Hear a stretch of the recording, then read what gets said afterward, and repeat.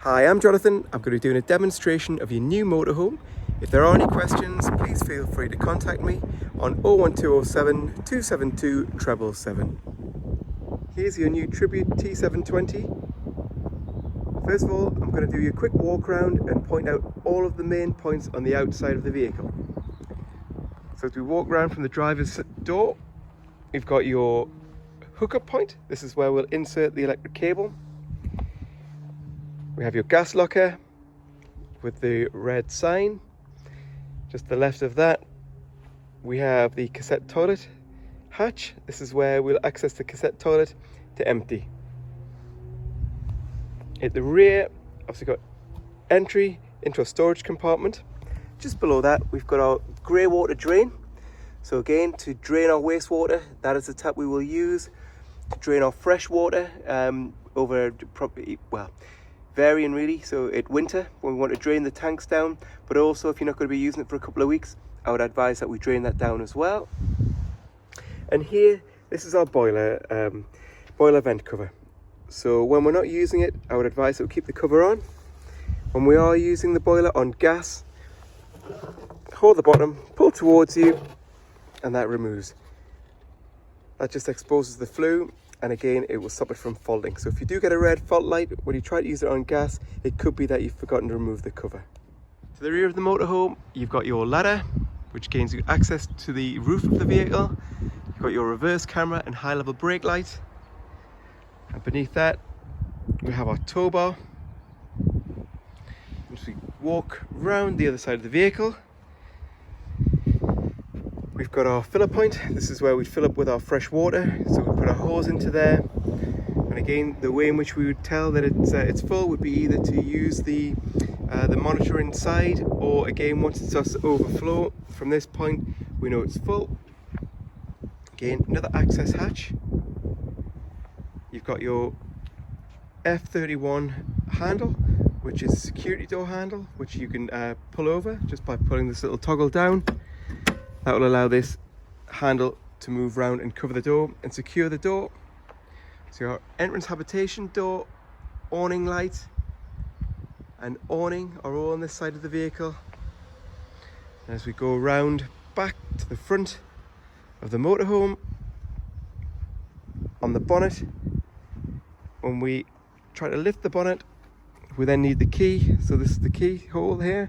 Put the key into here, insert, and it will allow the bonnet to lift, and then turn it to the opposite direction, and then allow us to lift the bonnet all the way up. Obviously the motorhome is awaiting valeting at the moment, but it'll be pristine when you come to collect on Sunday. So the first thing we want to do is just ensure that this, which is your fresh water tap, so that's how we drain the vehicle, is in the upright position. If we turn it,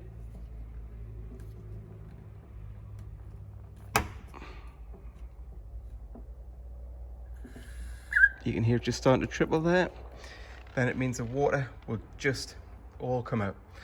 So secondly, waste, again, make sure this, again, is in the upright position. Again, because what we don't want to do is when the water's coming out is to drain from here. So the waste is where we're going to, all the grey water, so all the dirty water is going to go to. So it'll just come out here, so pull over a drain and just drain the vehicle. Next thing we're going to do is just lift up this flap and put our fresh water in.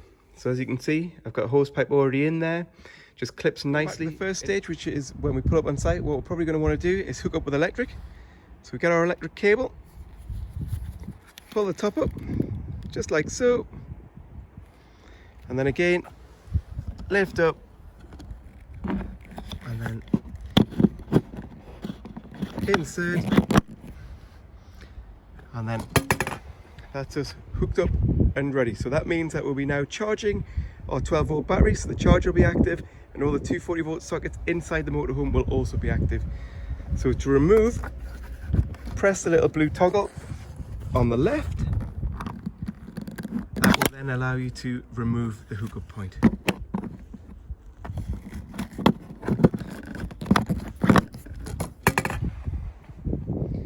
So one of the first things we're going to do once we actually pull up onto site is to turn the gas bottle on.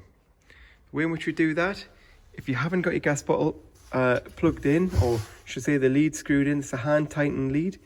The way in which we tighten it will be opposite thread, so we screw it towards ourselves, and then again once it gets tight, that's band position. Obviously it's connected to the regulator already for you, and again we'll be able to then turn the gas on. Secondly, obviously what we should have done first is to ensure that the gas bottle is located correctly. So what you'll see is it's a ring, the gas bottle sits into the ring, and then again, please ensure using the strap that it is tight. It will take 2 6-kilogram gas bottles.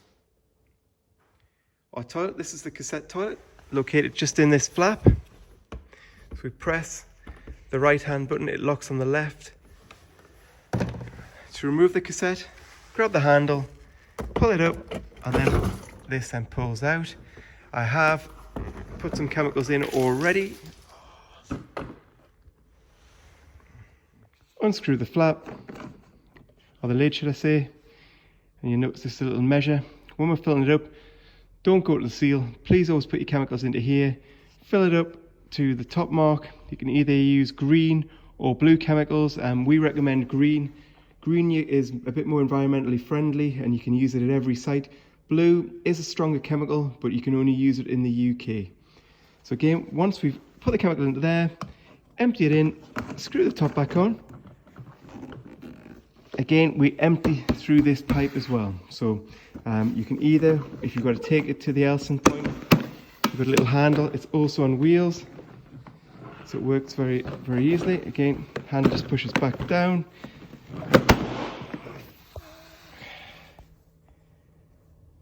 Handle just relocates behind these two lugs, here and here, then just allows us to pull it up, lift it up, and then again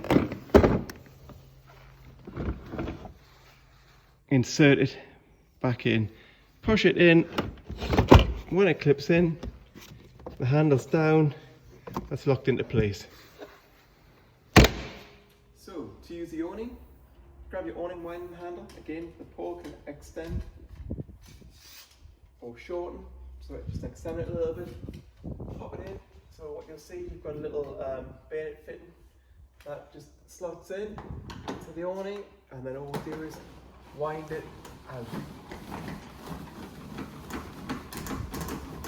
Wind it out so that you can reach the awning. Once it comes out far enough for you to reach the awning, again, just twist the handle. Once you've got the awning wound out so they can reach it, grab the right hand side of the awning leg, pull it towards you, the leg will come out, rotate it round. You've got a little wind down here which again sets the height of the leg. You also have a foot on the base, make sure the foot is flat. Drop it down and then put the awning to the correct height and then just nip that up. That there will ensure that the leg doesn't drop. And again, then just wind it out. You can wind out for 2.5 meters. Once you've wound it too far, the canvas will drop and go droopy. So just wind it in a little bit so it gains its tension, and that's set to the right depth. Now, you must be careful. You have got some pins inside the garage there to pin the leg down. If it's windy, this can lift. And again, if it's very windy, this could flip over the van. So please monitor it. You can get tie-down straps which will stop it from lifting. So that would certainly be something to consider.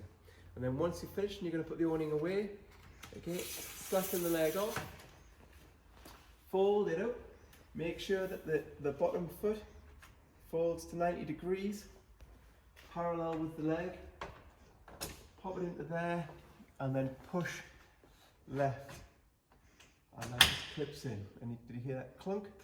That's it, nice and safe. And then we can now wind the awning back in.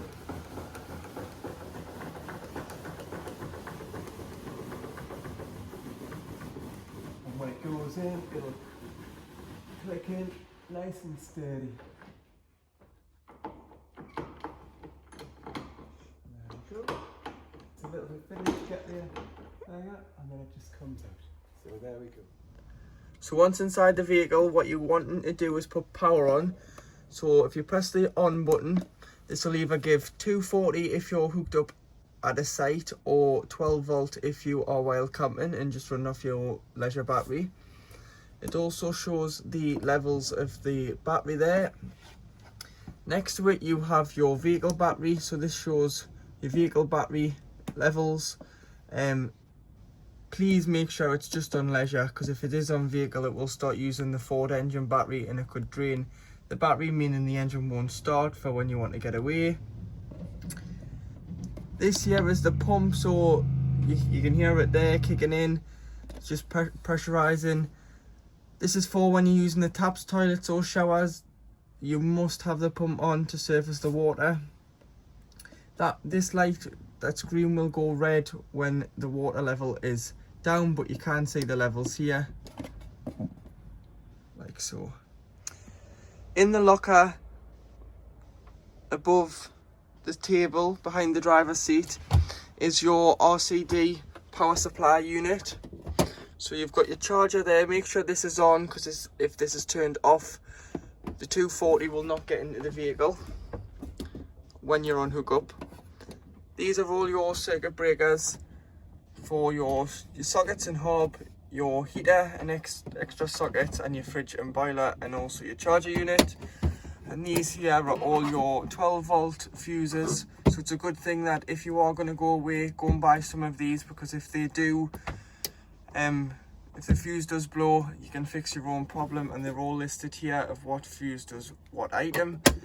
You've also got your auto trail build number, so if you have any parts for the vehicle, if you quote this number, they'll know exactly when the vehicle was built, what specification it is and what model it is, and they'll know what parts go on the vehicle.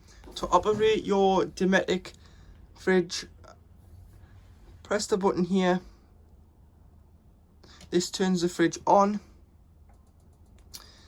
and then you've got your mode button here. If you press this side of the button, you can go.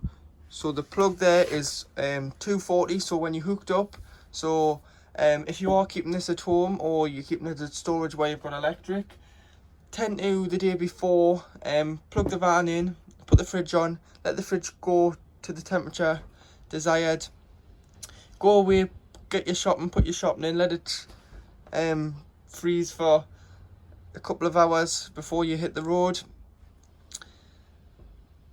Then you can put the fridge onto the next source, which is the battery, which is a 12 volt feed from the engine alternator. This keeps the fridge at the same temperature as it was when you pulled the hookup out or you turned the gas off. So this is just solely basically a cool box setting for keeping your shopping fresh. No matter how long you drive, your shopping should be still fresh when you get to your campsite. And then below you've got your gas. So your gas, put on gas, make sure the bottle's switched on. You'll hear it ticking, it self ignites. And then here you've just got your temperature of how cool you want the fridge. But if you are on a site, just put it on electric and don't waste your gas. Put your freezer box there, and then when you are winterizing the vehicle or putting the vehicle in storage and not using it for a couple of weeks, a month, make sure your fridge is nice and clean, and then all you need to do is press this and slide it out, and basically that stops the door from shutting, so it allows air in like so, stops the mold growing in the fridge. To operate your oven and grill, press the igniter, and then this side is your oven, so you can see under there the oven is away, and then this side is your hob. If you are struggling to get any of your gas equipment alight, best thing to do is prime it through the hob by just holding the button down and waiting for it to ignite, or bring it through on the oven there. Your hob, how to use your hob. No igniter, the igniter's built into the dial, so just press down and turn.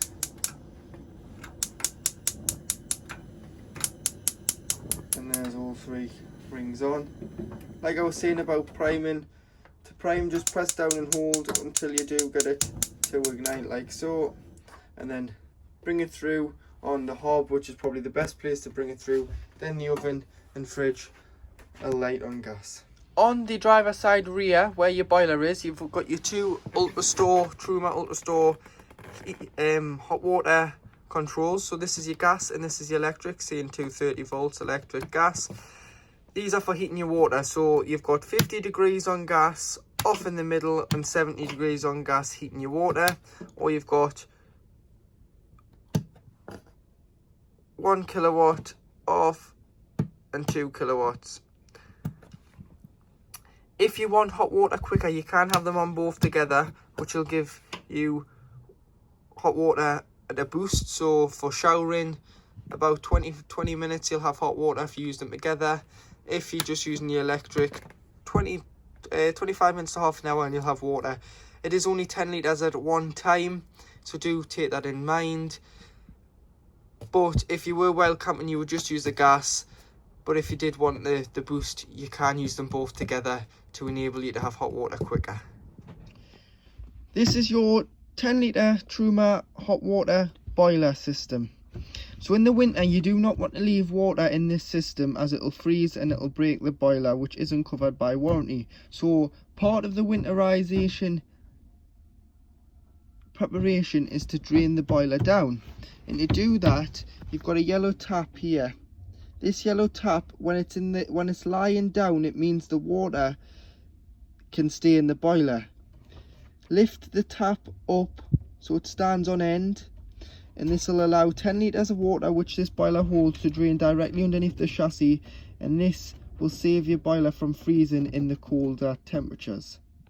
Normally do this from when you stop using the van around November time to basically March, April, when you're getting the van ready to start touring again. Just make sure the water is out. Underneath your oven and grill, these are your gas isolation taps. They are mainly for when the van gets habitation serviced by a qualified technician. They'll shut each appliance off and drop test it with a gas reader, just to make sure that all the gas appliances are safe. But if you do have a problem with gas, turn it off at the bottle, but you can also isolate each appliance like so. But like I said, any problems with gas, just to be safe, turn it off at the bottle. To operate your toilet, Thetford Cassette toilet, press the blue button.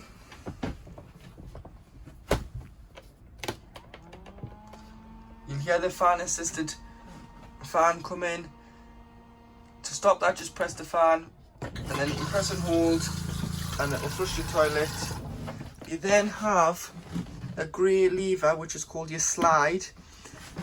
Slide the toilet and it deposits your waste into the cassette. Always make sure this is shut when travelling, and it's got to be shut like that or the cassette won't come out. So if it is like that and you're trying to get the cassette out on the exterior of the vehicle to empty it and you're wondering why it won't come out, it's probably because the slide's either open or not fully closed. You're also on the back, so you've got your flush, your fan, which you can turn on or off by just pressing.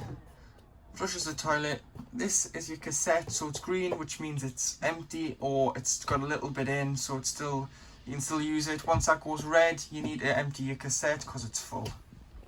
To operate your Truma fire, this side is your gas. So if you're wild camping and you weren't hooked up, you would use your gas. But if you were hooked up, to save your gas, just use your electric, which is just round here. Press down, make sure the bottle's on, and then lift up, and you'll hear it roar, and you'll also be able to see in the pilot hole here the flame, like so. And then this side is your 12 volt assisted fan, which works with both gas and electric, and it blows it through the ducting throughout the van. So there's one at the top there, one under here, and there'll be one in the bathroom area. So to operate this, you've got O, which means it just convects out the front of the fire, but just do be careful if you've got this setting on with pyjamas and things catching onto here. if you do want it to blow through the ducting, you can put on M, which is manual, and it'll just continuously blow. So once it gets to the desired temperature, it'll continue. But if you put it on A, once it gets to that temperature, it will cut out. Once the van gets a bit cooler, the fire system will kick back in. And then you have 1 to 5 as your fan speed, or you can just have it on the fan. Some people use these in the summer to cool the van down. And that is your heating system with your Truma gas fire. This is your Truma Ultra Heat. So this is your heating on 230 volts. So when hooked up and not while camping, so if you are on a site, you would use your hookup because you've paid your site fee instead of wasting your gas. So at the minute the O stands for off. You'd go up, that's 2 kilowatts, so 2000 watts, and then you'd use the thermostat to get your temperature. 9's about 30 degrees, or you've got half a kilowatt, which is 500 watts, or 1 kilowatt, which is 1000 watts. So if you are using a lot of power to stop tripping, you might have to turn the wattage down, or if you go abroad with the motorhome, their sites tend to be a little bit less on power. To make the front dinette conversion into a double bed, lower the table from the top bar to the bottom by folding the leg, so the leg it folds in half like so. Pull this side bench seat out, which meets in the middle. Fold the back down, and then use the infill cushions, which are normally kept in the overcarb area. Place the infills behind to stop the cushions moving.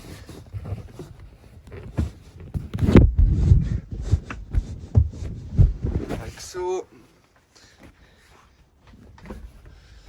Use this cushion here, so pull it from behind the belts. Put that there, and then the 2 other square infill cushions.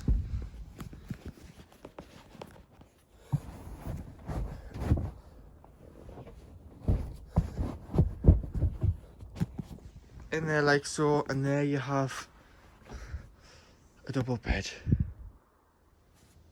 This is your overcarb double bed. So your ladder clips on here to get access to the luton. You also have this, so if you put the bar, which is underneath the bed here, through the material, you can clip it on behind here on the straps and brackets. This is basically for if you have young children up there that roll around the night, stops them falling out. And to fold the bed away when travelling, fold the mattress over and push the runner base in, and that is easy access from the cab and out the cab. Also, quick mention, when I was making that double bed up there, I forgot to mention that you have to have the driver's seat swiveled, and to swivel that you have these arms on both sides which swivel the seats round. To make the rear double bed up, take this lever off catch, pull your lats out, which then you would lift up. Just take it slightly over them 2 runners, so lift it up over, and then you'd use your back rests into here on both sides, and then you've got a double bed there. Best thing to do is put them all so this side, so the backing of the fabric on the base cushion and the back means you get a nice flat sleeping area and you don't get any bumps of the fabric, and it's basically easier to sheet and put a duvet on. Once inside the cab, you've got all your lights, so you've got your off, your side lights, your main beam, and then you do have your park light. So if you pull it out towards you, you can have your park lights and your fog lights go on there. You've also got your headlight adjustment here. You've got your mirror adjustment on your mirrors. Windows, you can also lock the doors here by pushing that in. You've got your handbrake to your right, which just folds down, and you've got your seat adjustments, which raises the back and front up to get a better view of the road and a better seating position. You've got your on and off for your cruise control and your set resume, so you can set your cruise control with the plus and the minus to the speed desired. If you do have to press the brake for anything, you can then just press resume and it will resume to the speed it was previously set at. You've got your wipers, you've got your indicators, but you've also got your trip computer on here, so you can scroll through the screen there. It'll tell you your miles per gallon, your time travelled, all sorts, which are explained in your handbooks. You've got your radio controls here, so volume, mode and seek, so you can go up and down your tracks, channels. Hazards, with it being a Ford, you do have the heated windscreen, so that's brilliant for in the colder, icier months. Got all your heating controls here, so temperature distribution and fan speed and aircon. So aircon, just press it till the green light comes on. 12 volt cigarette point there, CD player. Got your cup holders, which slide down, 2 cup holders, slot away. You've also got in here, you've got your 12 volts, so great if you want a sat nav or anything, because you can plug it in here and then you can put the wire underneath and clip it so there's no hanging wires. And you've got your auxiliary for your radio, so your aux, so if you want to play anything from a MP3 player or phone, you can do there. Bit of cubby space, and you've large glove box there. You also do have your reversing camera. So if I just turn the vehicle on,